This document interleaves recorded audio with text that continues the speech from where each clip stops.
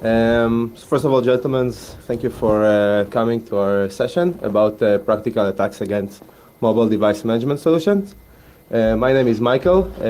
Daniel is over there, and we are from Cool Mobile Security. So I'll let first, Daniel? Sorry? Yeah, this doesn't work, so just skip the slide. Okay. Yeah. Here. Now it should work. Just move the mouse back. No? All right, forget it. Okay. Try So, to maybe just scroll in. Yeah, I'll let Daniel present himself first. Okay, so hello everyone. I'm Daniel Brody. I've been a security researcher for almost a decade in the PC world, Windows, Linux, OS X, and also recently came into the mobile world, Android, iOS. I've also done quite a bit of low-level OS research. I recently joined Cool Mobile Security as a researcher, where I'm developing a dynamic analysis and virtual execution framework for analyzing malicious behavior in mobile applications, including spy phones and malware. Right, and my name is Michael Shodov. I'm doing mobile security research for the last 12 years, starting from mobile baseband and protocols. And I've started my research with feature phones, those old Nokia 5110 phones, and until lately, which I'm dealing mostly with smartphones. My last position was as a research team leader in NICE Systems. And currently I'm the CEO and co-founder of Cool Mobile Security, where we develop a next generation anti-malware solution for mobile devices. So just to go briefly on the agenda for our talk, basically we are going to give an introduction to mobile device management solution and secure containers. Then we will discuss about IT intrusion capabilities for mobile devices, what we call mobile rats or spy phones. And next we will present how those mobile rats can penetrate through the mobile device management security mechanisms and get access into the secure containers that are part of the mobile device management solution. So let's discuss what are MDMs and secure containers. As we all know, most of the enterprise communication today is being done over mobile devices. And more and more information leaves the firewalls of the enterprise, the perimeter, and moves into those devices that employees are bringing from home. So first we have our emails being placed on devices, calendars, and slowly we start to receive more and more applications like CRM, and documents, and etc. So in order to somehow control this phenomenon, IT managers are using MDM solutions to either lock down or to provide some kind of security around employees' mobile devices and to allow secure access into the enterprise and to pull securely enterprise content. But initially, as their name suggests, mobile device management solutions are mostly policy and configuration tools. They were designed to control the device and to lock it down. And really the offering of providing security in those tools is something which we usually attribute to the fact that they can sometimes split between the corporate and the personal data on the device and to partition it into two different parts on the device. This is usually called a secure container, or sometimes it's called also multi-persona. And there are quite a lot of solutions today that we are seeing that are emerging and providing this type of functionality. So just to put some numbers into how many enterprises, organizations are going to use those capabilities, this is a quote from Gartner, that in the next 5 years, about 65% of the enterprises will use mobile device management as their primary tool for securing mobile devices. So that's going to be somewhat like an industry standard. And then we should start to review the key capabilities of MDMs. So what MDMs usually provide is around those bullets, software management, which means that you can whitelist or blacklist applications on the device. You can push application to user devices. You can control on the network service, which means that you can configure remotely, for example, the email access on the device to your enterprise. or VPNs. You can control the hardware. You can, for example, lock down the camera or disable the camera when someone moves into the physical perimeter of the enterprise, into the headquarters. And last but not least, of course, all kind of security related capabilities. First one is, of course, the capability to remotely wipe the device, which is quite effective if an employee loses the device. Then capabilities like pin lock, you can enforce pin lock on the devices. And of course, encryption, which means that they provide enforcement of encryption at rest. So all the device will probably be encrypted this way or another, depending on the operating system.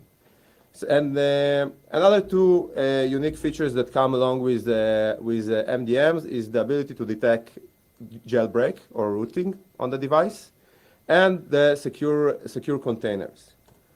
So all leading MDM solutions today provide this kind of functionality, the jailbreak detection and the secure container capability. And we have a list over here of the leading ones, Mobile Iron, AirWatch, FiberLink, Zenprice, and Good Technologies. What is quite interesting about Good Technologies that they were the ones that really introduced secure containers. And basically, their initial offering was some kind of application where you are able to pull emails, calendars, and etc. to the mobile device and to put it in some kind of a secure container. So let's just elaborate a bit more on the technology which is behind the secure containers and how they really work. So first of all, we need to understand that the secure container is primarily a normal application, a normal app that is being deployed on the device, and initially it provides two functionalities. One is to secure the communication between the enterprise and the mobile device over either SSL or VPN. So no one can eavesdrop or do some kind of a man-in-the-middle attack between when the enterprise information, the emails, the calendars, the documents are being pulled to the device. And the second thing is that they have their own secure storage within the environment of that application. So all the information that is being pulled from the perimeter to the mobile device is being encrypted to the storage. But the really important part in this slide is the yellow part, which is the application sandbox. So the way that MDM, a secure container solution, protect themselves and isolate themselves from the other processes that are running on the mobile device is by using the standard sandbox capabilities of the operating system, which means the sandbox environment on Android or the sandbox environment on iOS. And that's what really protects those applications from being attacked by other applications that reside on the operating system. So from this point on, I will pass speaking to Daniel. Thank you, Michael. Can everybody hear me okay? Yeah? Okay. So, as Michael mentioned, let's try that. As Michael mentioned, can I have the mouse? Oh, sure. Thank you. As Michael mentioned, secure containers try to protect the enterprise corporate data from malicious applications such as malware or spy phones. Now, when we talk about spy phones, we mean RATs or remote access tools available for the mobile environment. And we need to separate between the mass-oriented, the consumer generic malware, which we're seeing now in the market, the repackaged Angry Bird applications, which are on all kinds of third market Chinese shady websites, and they very financially motivated tools, basically doing things like premium SMS. And also, we've even seen recently botnets for SMS spamming and things of the sort. And these tools are, because they're so targeted at the mass market, at the average Joe, they are very, very low complexity, except for their maybe hiding part or things of the sort, but they generally very simple capabilities.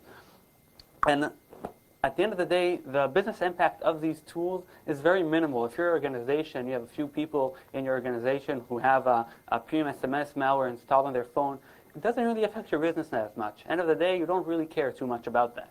If you're talking about the targeted, the spy phone tools available in the market right now, these targets, unlike the mass, which as many people as they can attack is the better, here a specific person is targeted for a specific piece of information. The success rate is about attacking that one person and getting that one piece of information from his mobile device, whether it's a personal piece of information or it's an organization or enterprise piece of information and cyber espionage and things of the sort. Now, these tools have to have much more capability. They have to have usually communicate through some kind of CNC server and things of the sort. But the business impact of these are much greater than the generic tools because they are targeting the specific information which should be important to you and should be protected by you. So why is the mobile platform so interesting for these rats or spy phones? Well, it's kind of obvious. I mean, these little devices are the nexus of all our information, whether it's personal emails, corporate emails, your contact lists, your messaging, and things of the sort. Also, personal corporate information, documents, and other such things like Dropbox. And in addition, they also follow us everywhere, which means they're very, very accessible, unlike a corporate desktop which sits in the office all day. These things are usually carried with us outside wherever we go, and they're very accessible. And this also leads up to the third part. Not only are they very accessible, they're also the perfect spy hardware. You could not ask for a better spying tool being on you 24/7, being able to report on the always connected internet, your location, and having a microphone and having a camera. Now, the spy phone capabilities usually available on the market right now are usually pretty generic things. Considering what you can do, it's eavesdropping on calls, doing surround recordings. So, for example, if a person is in a meeting, being able to track location, snooping on corporate emails or personal emails and application data, and also extracting confidential information, like, for example, passwords in certain applications, and sometimes even being able to access the private lands of certain corporations through VPNs configured on the device. Now, there's a wide spectrum of spy phones available on the market today, whether it's those targeting government-approved agencies or by government-approved contractors or things of the sort, or whether it's those that are targeting the average Joe, so you can spy on his spouse or his child or his cat if that's what he's into. And there really are available out there in the market right now. For example, on the high end of the spectrum, things like FinSpy, which was I think it was upwards of 300,000 euros, done by Gamma Group, a German company, and was founded by Bahrain on a few activist phones. You have Da Vinci RCS, which was also dissected by, I believe, Dr. Webb, the Russian security group. Lucky Cat. Italian. Italian? Yeah. Okay, sorry. Lucky Cat, which had a mobile engine on the servers on the servers that were exposed, and a few others also available on the market. And if you're going to the low end, you have things which are as cheap as $4.99 a month. This is very cheap. They're available out there. Practically every mobile environment supports them, whether it's iOS, whether it's Android, or even the not so populars like BlackBerry, Windows Phone, Windows Mobile, or even Symbian. And they're very professional. They have a 24-hour hotline, some of them, or an emailing service which you can get information from, and very easy, very supported. And they're very, also, like I said, very simple to use, so simple even your mother could use it, though he'd probably ask who she's using it on.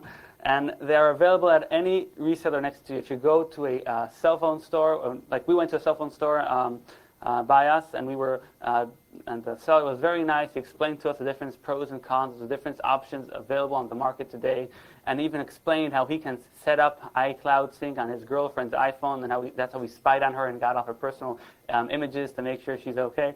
I mean, this is very common knowledge. The average person on the street can use these tools, and de facto they do use these tools. Now, the difference between this spectrum is why the difference in price is usually the infection vector, the way the spy phone is installed on the device. The high-end ones obviously usually use 0 days and require minimal interaction from the targeted individual, whereas the cheaper ones usually use well-known vulnerabilities or require some kind of social engineering, or usually also require physical access to the device to make the initial installation. Now, here's an example from one of the common ones called Phone Sheriff. You can see you have very nice graphs explaining the texting, and you have the numbers on the bottom, and or the call history, and even even very easy to use location tracking. This is from one of the common ones, spy phone tools available on the market now.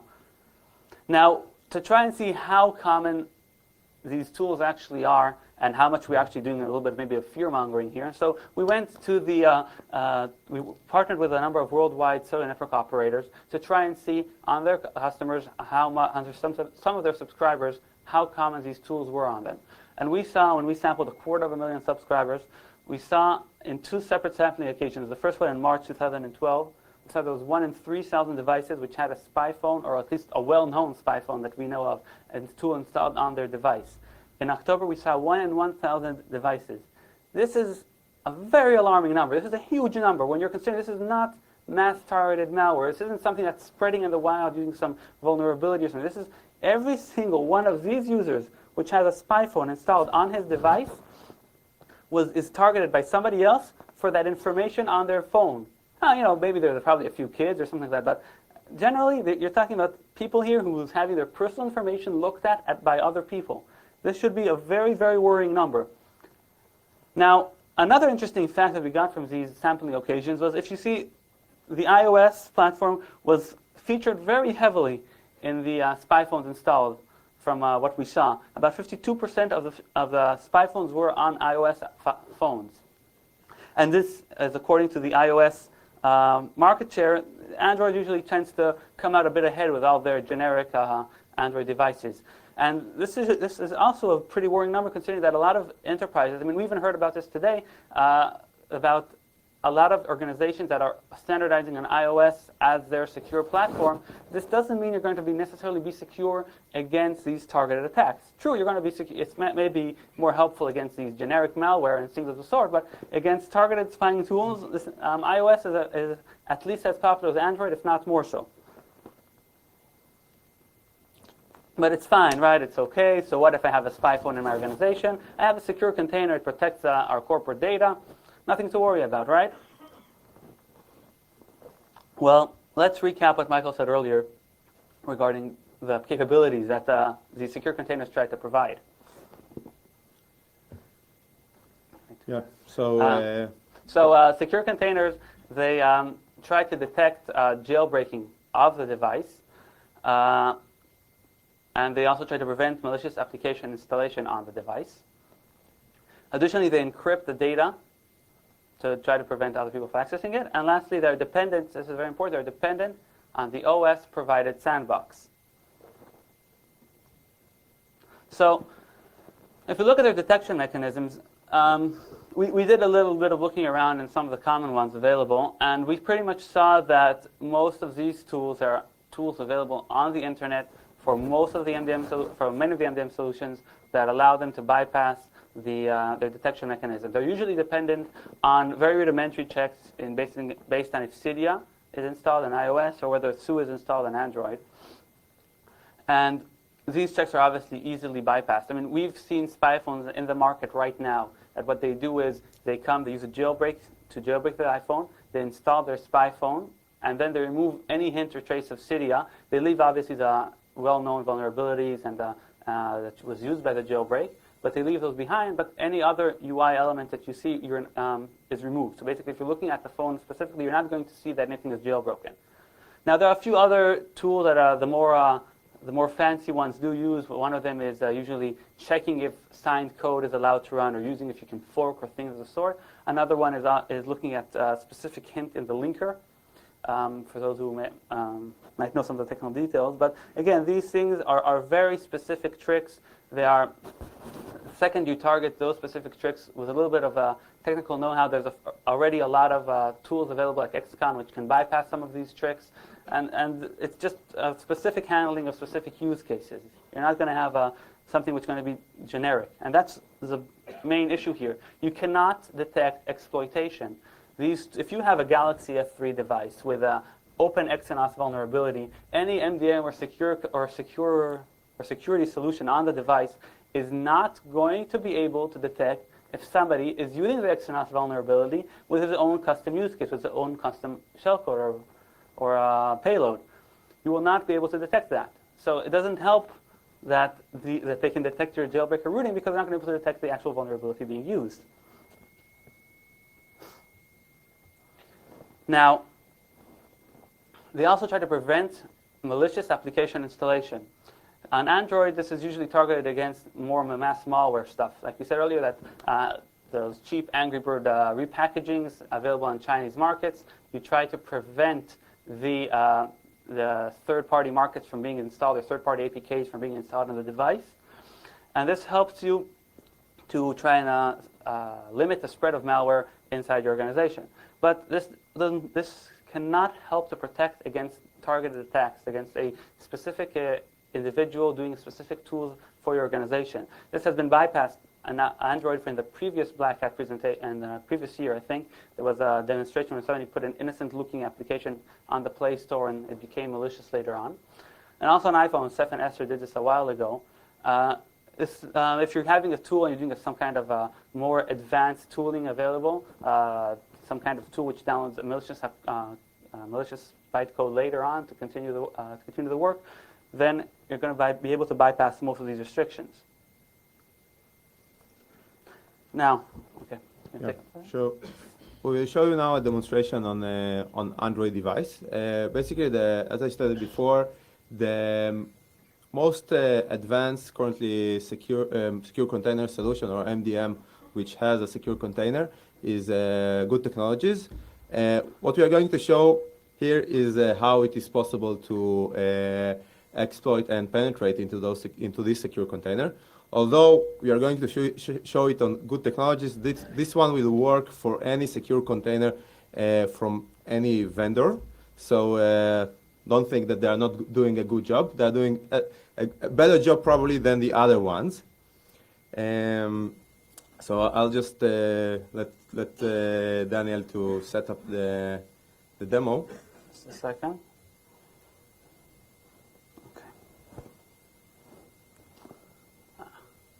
Okay, there we go. Okay, so here, as you can see here, a Galaxy S3 device with still open Exynos vulnerability. Now, for those who aren't aware, there was an Exynos vulnerability. Was a vulnerability released, vulnerability that was found in Galaxy S2 and Galaxy S3 devices using the Exynos chipset that allowed you to gain root privileges on the device.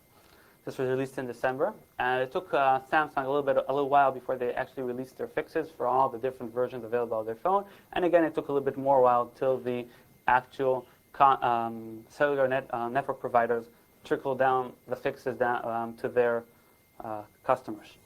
So, like I said, Galaxy S3 with an open Exynos vulnerability, and as you can see, it has the Good for Enterprise solution installed for secure containing.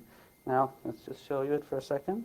As you can see, you have emails on the bottom. You can see you have the calendaring and the contact management and everything of the sort. Now, specifically, we had to shorten the demonstration a little bit, but basically you have here an application installed using spear phishing, for example, or something of the sort. Very innocent-looking game called Tilt Maze. Pretty hard to play with this refresh rate, but you get the idea. And even though this application, after the user plays this innocent-looking game, we have a service, malicious service that continues running in the background. And when the user opens Good, and we probably has only one email that had issues with Good for Enterprise working. So after the user opens the emails, he opens the email. Now, as Michael said earlier, this is not nothing specific here for Good for Enterprise. This is not some kind of vulnerability or anything of the sort. This is a very generic way to, come on. Yeah, here we go. Okay. And as you can see, our email, which was supposed to be secured, encrypted by Good for Enterprise and protected by their secure container solution, is now on our command and control server. This was sent home, sent outside through a service, where we have a service sitting on the Good for Enterprise, which pulls out the email and sends it to us in our command and control server. Right now, it's all running on the laptop to not make issues with the Wi-Fi. But okay, so like we said, so how would such a thing work inside your network, against your current network organization? Well,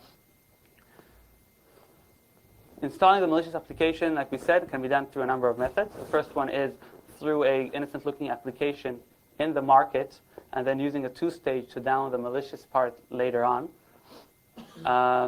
And then you can get the user to install the malicious part through spear phishing.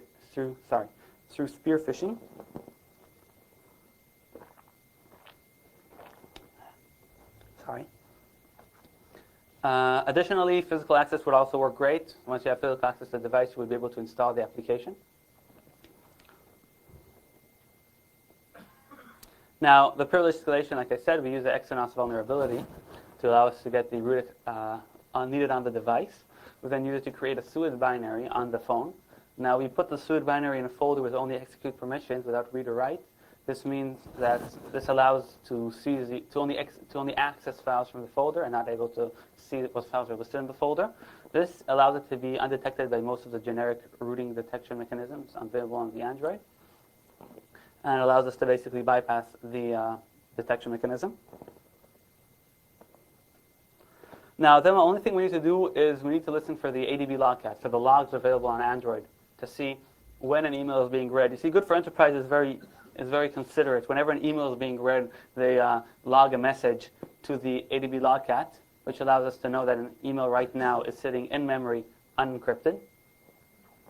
For ICS, we needed root because they hardened the permissions on that, whereas for the Gingerbread and earlier, you can also, just getting the correct permission will allow you to get the logs for all the applications.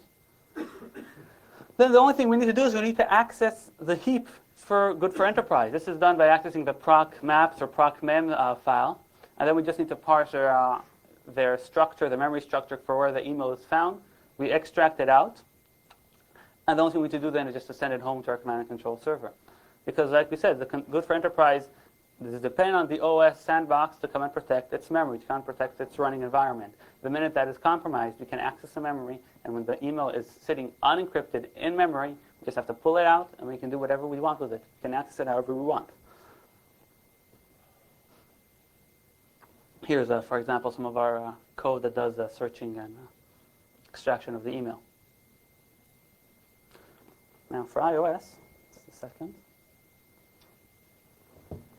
Oddly enough, this should be easier.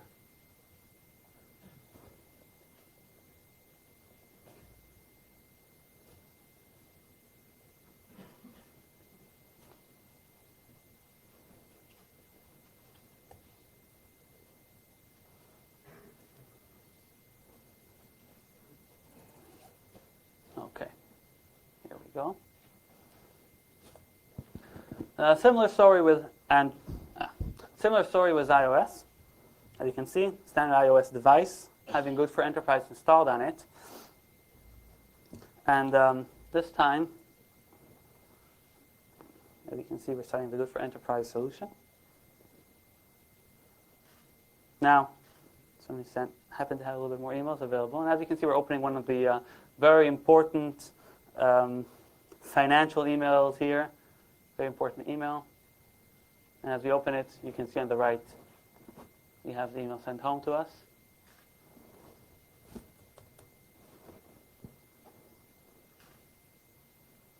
Again, secure container solution of Good for Enterprise, which is supposed to encrypt the email, but cannot protect from actually reading out the email. Let's do another one. I don't know.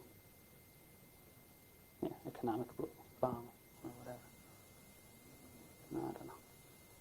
Send an email. Here, board meeting. Yeah. Very important email.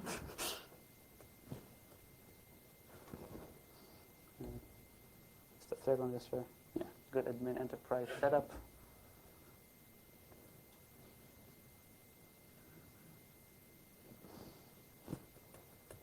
So you know email is safe, even your PIN. So we probably shouldn't have had this one of it. Don't write that PIN down.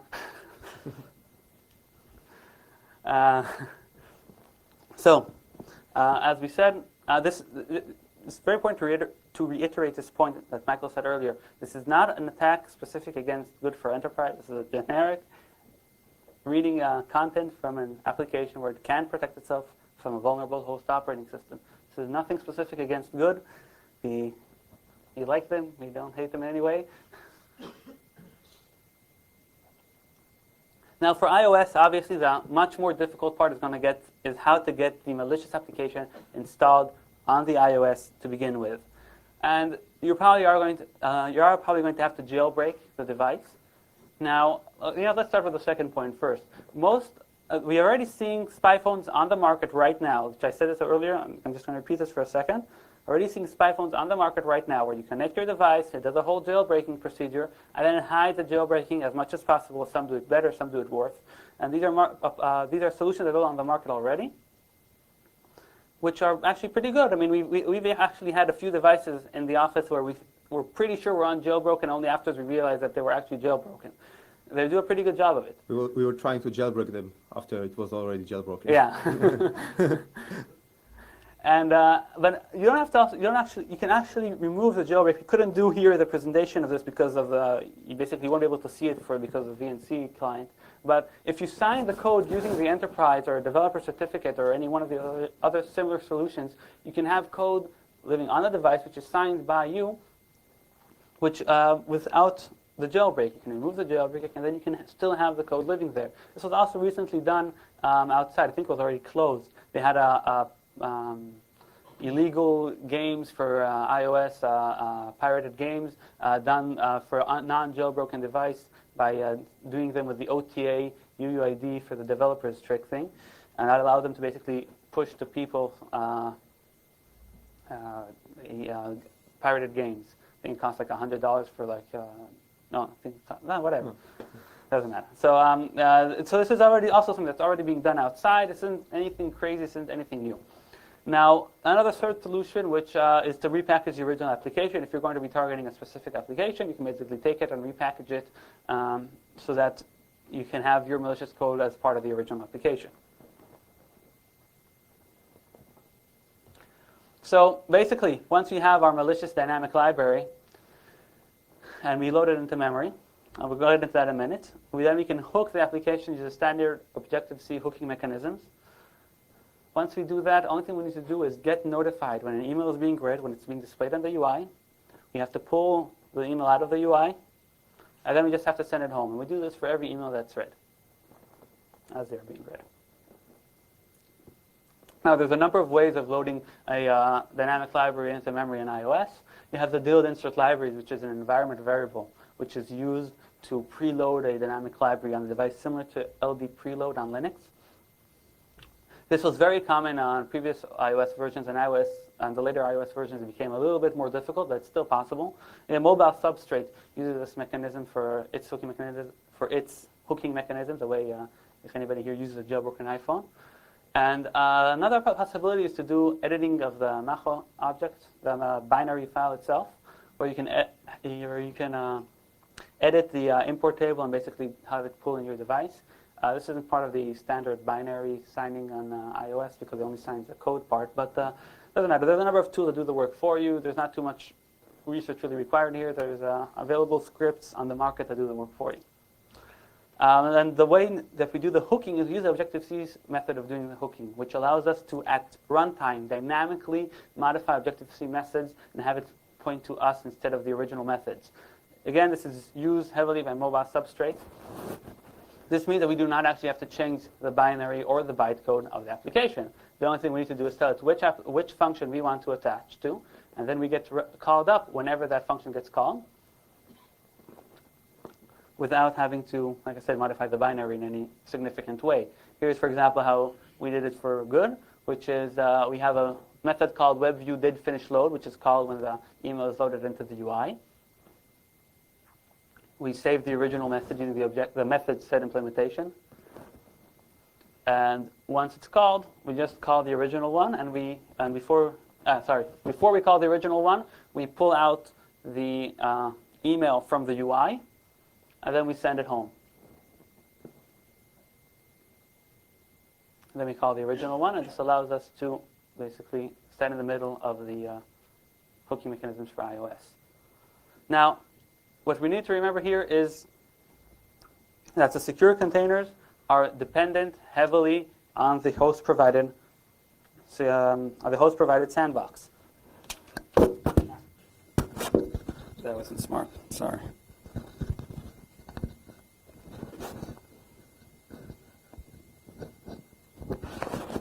So, if the host mobile OS is compromised, that does mean that your secure container will not be able to protect itself from anything going on from the outside. So if the host operating system is uncompromised, the secure container doesn't really provide much, does it? Because the mobile OS provided sandboxing feature already protects it and does all the work needed for protecting the corporate data.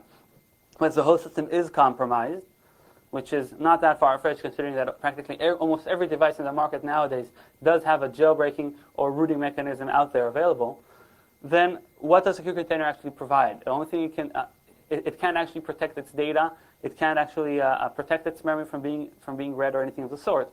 This isn't anything new. We've been through this before. In the PC world, it's pretty much been standard procedure that every time some solution tried to come and protect its data from malicious people interested in the host operating system, it failed. I mean, we see this with DRM and other similar solutions. Okay. Right.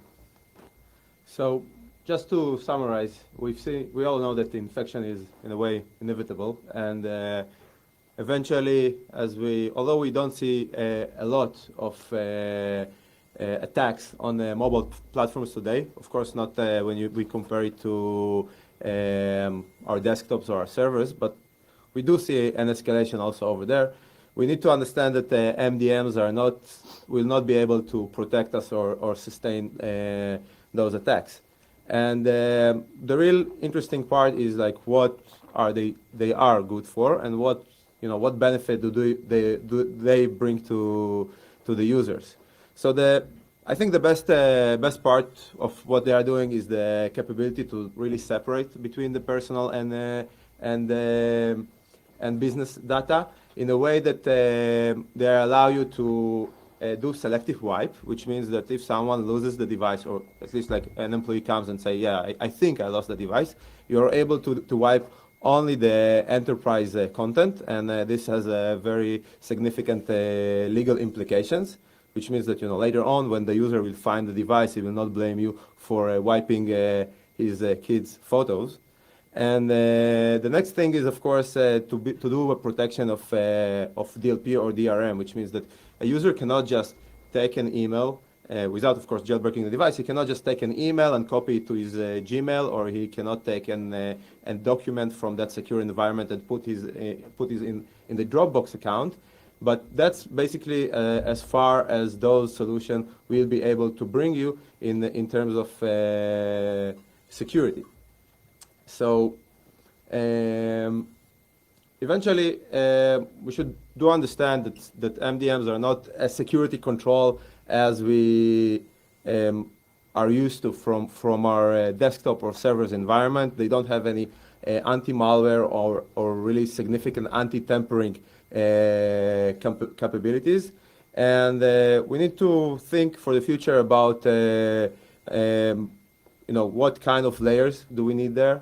Because for sure we'll need some kind of a multi-layer approach of protecting those devices. We'll need some anti-malware or anti-intrusion capabilities. And like we do see today on the desktop and servers and our internal LAN, we will need something which is more behavioral, more heuristic, which is able to do a detection which is not bound to the operating system itself, maybe done somewhere at the network level, and of course, and eventually some kind of intrusion detection mechanisms that will prevent, or at least will be able to detect some of those attacks that are targeting enterprises. So that's about all. Thank you for joining us. Now we are open for questions. Oh, someone has a question? Yeah. You were talking about the MDM solutions, but how about the virus solutions which can be installed on this pipeline? Did you investigate on these solutions? So yeah, right. Yeah, an interesting aspect is of solution is antivirus solution for mobile devices. Basically, most of the traditional players from the desktop, like Kaspersky, McAfee, all those guys, like and also some other like Lookout, provide those capabilities. The problem with antiviruses for mobile devices is those solutions are also limited by the sandbox. So they don't have like full reach capabilities of providing some hooking into the kernel of the operating system. They cannot look on the system calls. They're only able, for example, to scan the applications that are currently installed on the device in a very, let's say, naive way, a static code analysis basically, and to do some signature-based detection on that. Now, there's one more point about that, is that we can't say details because we don't want to be sued, but there was quite a few spy phones that were detected by antivirus solutions, and then they sued them, and now they cannot detect them anymore because they are legitimate tools available for spying on your kids or spouses. So most antivirus solutions, from what we said, do not detect any of the spy phones available, publicly available on the market. We're not talking about anything unknown. They do not detect them. Yeah. On the Good for Enterprise, did you have the jailbreak compliance turned on with all the systems? Yeah. So. For both iOS? Yeah, I mean, like on iOS, you are able to block it. For example, you can look on the web there is a tool called XCon. It's no longer functional device. Right? Yeah, right. So, but I think they can improve it over there. We had a demonstration, but we can't do it because we're using the VNC solution to be able to show you the phone. So we had to have it jailbroken standard ways anyway. But my specific question was, did you have the compliance policy turned on to detect jailbreaks with Good for Enterprise on iOS? So I'm saying right now we can't do that because then we can't show the demonstration. I mean, so in the previous version we had, and I guess like Michael said, there was how to bypass it. We haven't looked at the most recent version yet. But like I said, most of them usually work by looking at the linker settings and things of the sort. And while it requires specific patching on a specific version, it is usually bypassable. And worst case, like I said, you can always just repackage the application at the worst case scenario. But if you're coming up early enough, we haven't really seen any solution which is not bypassable. And I think to elaborate a bit more on that topic, usually the jailbreak detection is being done when you activate the application. So if you are jailbreaking the device, install your so-called malware, and then you signing it, and then you uninstall the jailbreak, then Good will never detect that that the device was compromised. There was another question?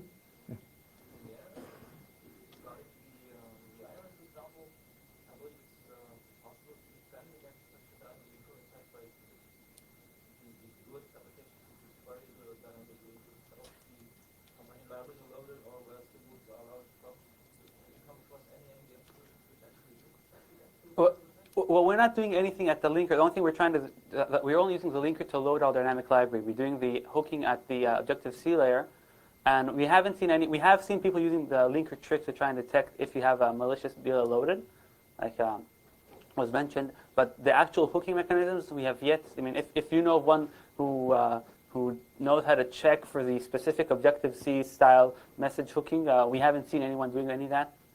But like I said, the linker-specific thing, there are some available tools out there to bypass it. We've also played around with it and probably seen how it's possible to bypass it. We just didn't get into it here. But it's like a worst-case scenario. If, for example, some kind of a bulletproof method is found, the only thing you have to do is just repackage the application if you're going to target a specific application. Yeah. So the question in the back?